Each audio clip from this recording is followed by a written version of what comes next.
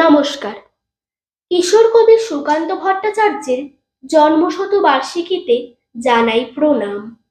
তার জন্মশতবার্ষিকীতে আমার ক্ষুদ্র প্রয়াস দাঁড়িয়ে যে কিশোর কবি রুটির গন্ধে চিনেছিল মানুষের কান্না, সে আজও বাংলার ভাঙা জানালায় ঝড়ের ভাষা লিখে যায়।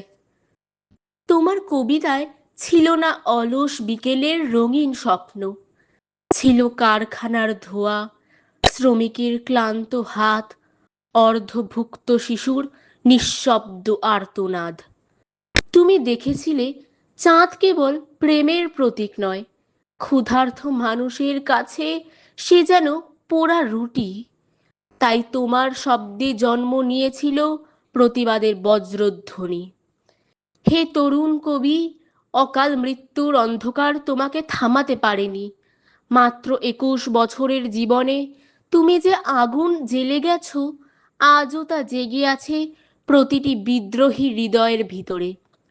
তোমার কলম ছিল মিছিলের পতাকা, তোমার ছন্দ ছিল রক্তমাখা সময়ের হাঁক ডাক। তুমি শিখিয়েছিলে কবিতা শুধু ফুলের গন্ধ নয়, কবিতা মানে ক্ষুধার বিরুদ্ধে যুদ্ধ, অন্যায়ের সামনে বুক চিতিয়ে দাঁড়ানো। আজ যখন শহরের আলোয় মানুষ আবার মানুষকে ভুলে যায়, তখন তোমার কবিতা ফিরে আসে অগ্নি স্নানের মতো।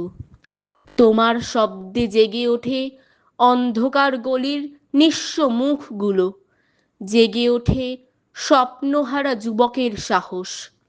হে সুকান্ত, তুমি কেবল কবি নও, তুমি বাংলার রক্তে মিশে থাকা এক অমর উচ্চারণ। যতদিন ক্ষুধা থাকবে, যতদিন অন্যায়ের বিরুদ্ধে মানুষ লড়বে, ততদিন তোমার কবিতা জ্বলন্ত মশালের মতো পথ দেখাবে।